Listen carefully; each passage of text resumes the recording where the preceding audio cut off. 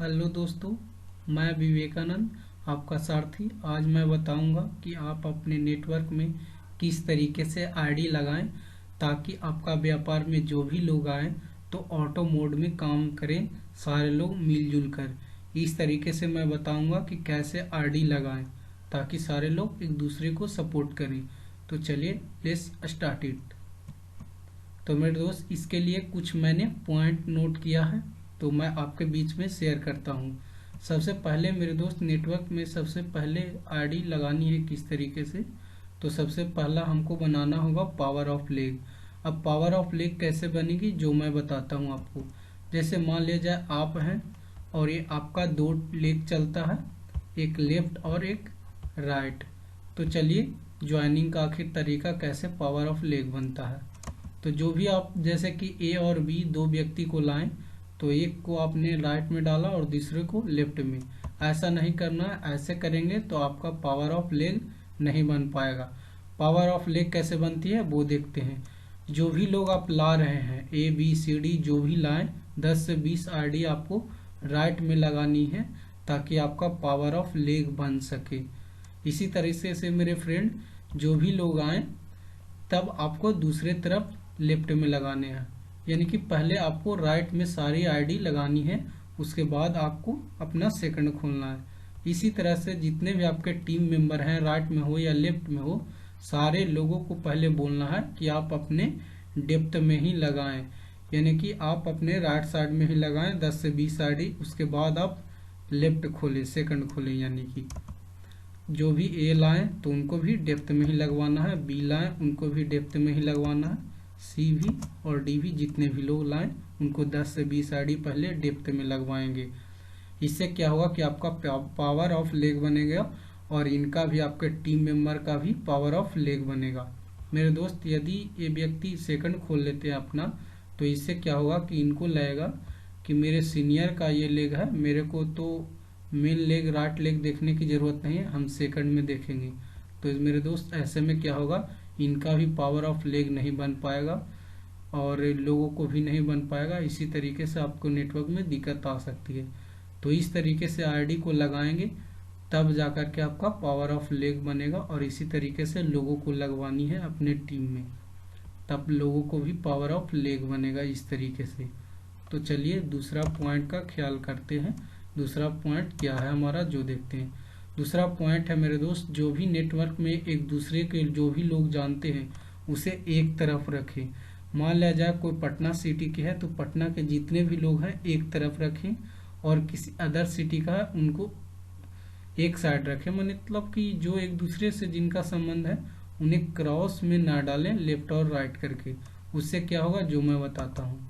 जैसे कि ये आपका टीम है, राइट और लेफ्ट का दो लेग है, और मान लिया जाए कि आपने राम नाम का कोई व्यक्ति है, इस व्यक्ति को आपने ज्वाइन किया, और मान लिया जाए कि इनका कोई फ्रेंड है श्याम, उनको आपने डाल दिया लेफ्ट में।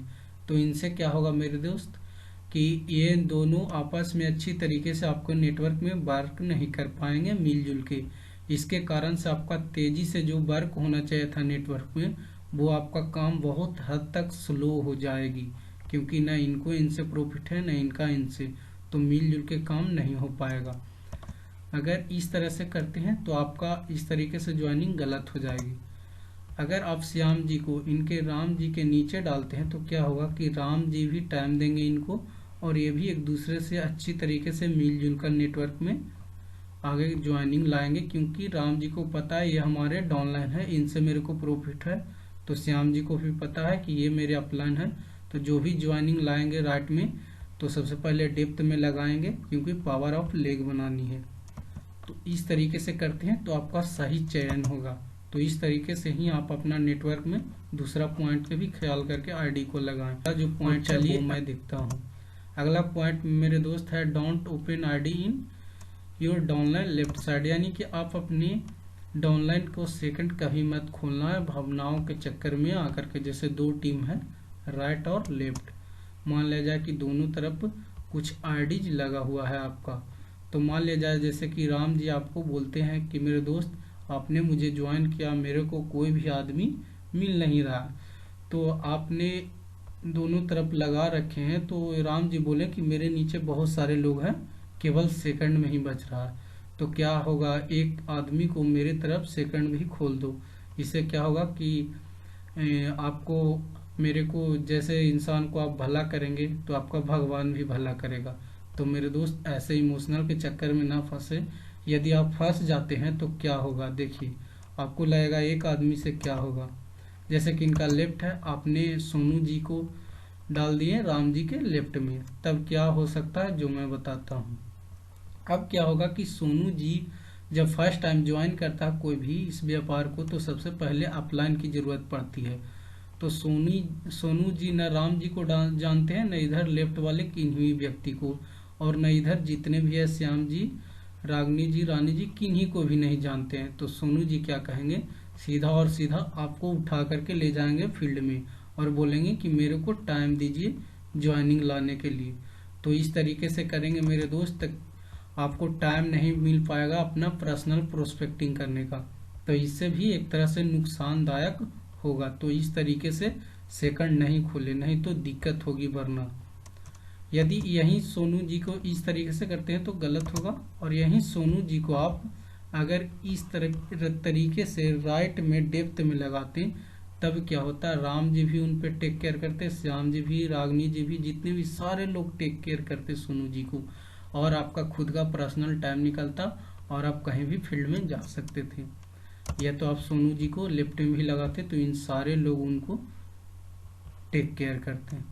और मेरे दोस्त, कोई भी अगर व्यक्ति कोई भी करते हैं क्या कि अपने मॉम का आईडी लगाते हैं या डैड का, तो क्या करते हैं, कुछ रिश्तेदार आते हैं तो इधर डाल देते हैं, कुछ रिश्तेदार को इधर डाल देते हैं कि मम्मी को भी मैं आगे ले जाऊंगा और पापा को भी। इस तरीके से ना करें।